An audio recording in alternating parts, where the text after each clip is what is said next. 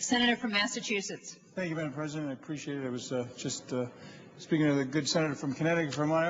I certainly want to offer my congratulations to the city of Chicago, being from Massachusetts, having the world champion Red Sox, Celtics, New England Patriots, Bruins, New England Revolution. I certainly can appreciate the victory that is brought to the city of Chicago.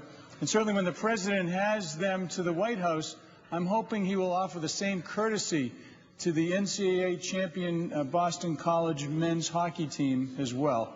But I want to shift gears and kind of get back to business a little bit, Madam President. And today I arise to discuss the extension bill we're considering on the floor of the Senate. I'll be brief, but as you know, this week our national debt crossed $13 trillion, the $13 trillion mark, and is on pace to reach almost $20 trillion by the year 2015. Yes, that's $20 trillion with a T. So let's start for a minute and take note of that amazing number.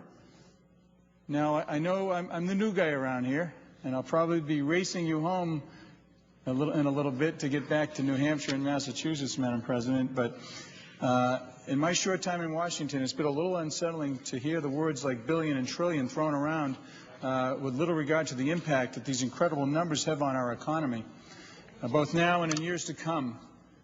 For example, just yesterday, the Federal Reserve Chairman warned us that the federal budget is on an unsustainable path. And in 1987, when the national debt was approaching $1 trillion, then President Ronald Reagan called it, quote, out of control, end quote. Only one can imagine what he would be saying today. And some of the other side of the aisle argue that voting against the debt extender is about partisan politics, and that borrowing another $80 billion from China to pay for these programs is somehow just another drop in the bucket. Well, I have to respectfully disagree. That could not be farther from the truth. When, if not now, when our nation's debt is growing at a record pace with no end in sight, will we as elected officials start standing up and making the hard decisions we were sent here to make?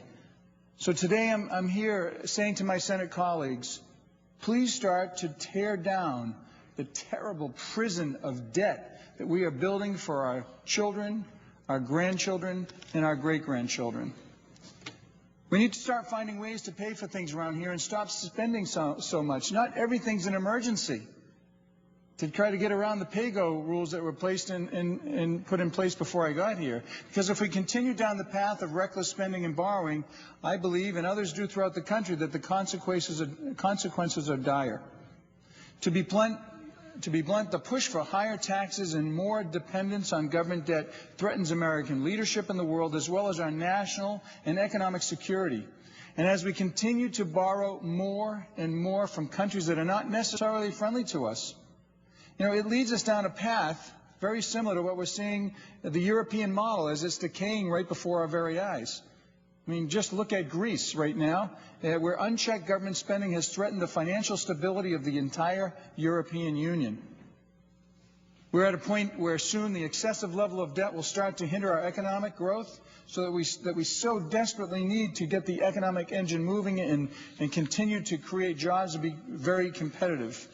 Make no mistake, I believe we should temporarily extend the unemployment benefits and other measures, such as the summer program, and address the critical issue of lack of jobs for American citizens. We can and should provide temporary relief for the neediest among us, but we need to also find a way to pay for it without taxing or resorting to borrow. The fact is, we could easily pay for these extensions by cutting unnecessary spending, such as the nearly $50 billion of unused, unallocated, or unobligated stimulus funds. Instead, we're raising permanent taxes by more than $50 billion extra dollars, including taxes on entrepreneurial businesses and investors, the venture capitalists in particular, that would hope to be the economic engines and job creators of tomorrow. The administration and the majority party say these taxes are necessary to help partially offset this extension. But these taxes are not necessary because of our reckless spending habits. And during the last 18 months, this administration and the Congress has spent more money than the previous administration spent on Iraq, Afghanistan, and the Katrina recovery combined. Yet with straight faces, they promised to usher a new era of fiscal responsibility. And last year, the President and the Congress pushed through an omnibus appropriations bill that included an 8% increase in discretionary spending. And this was followed by the infamous nearly $1 trillion stimulus bill that has not yet created one new net job. In fact, unemployment rate in Massachusetts alone since the passage of the stimulus has in fact increased. And then the President signed another omnibus spending bill with a 12% annual increase, and jammed through the $1 trillion government-run health care bill that was at great cost and clearly was opposed by the American people. The problem is on both sides of the aisle. And the President has said that he'd like to go through the federal budget line by line, identify wasteful programs. Well, by golly, let's do it. Let's do a top-to-bottom review of every federal program, weed out the waste and fraud, and put what's left over to help with these needy programs. In his budget, the President has identified programs to terminate and cuts that would save nearly $25 billion next year. Well, by golly, let's do it.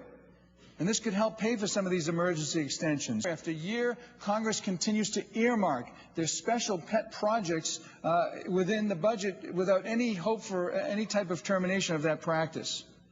And in addition, as I said, we need to do a top-to-bottom review of all federal programs, including the military, and we must get aggressive about reining in waste, fraud, and abuse, and demand a clawback of some of the billions and billions in overpayments made to federal contractors that have been owed to us for many years. Let's use that money to help offset the amount that we're trying to pay in the extender's bill. Fraud in Medicare and Medicaid cost the taxpayers more than $60 billion annually.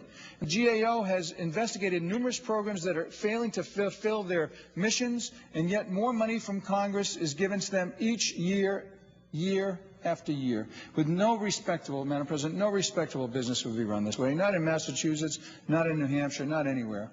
And there is no shortage of ways that Washington can rein in its excessive spending habits while also funding these worthwhile programs. But it's going to require the elected officials to make hard and even sometimes unpopular choices.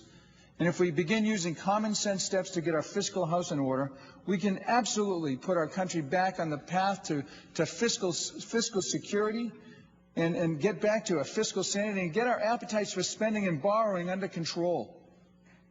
Both are crucial for the fiscal stability of our country and economic stability of our country as well. We can start down the path today by saying no to the extended bill that would add close to $80 billion of our over $13 trillion national debt right now, an amount we cannot afford and something our children, our grandchildren, and great-grandchildren will be forced to pay back. Madam President, thank you for this time, and I yield back any time I have remaining.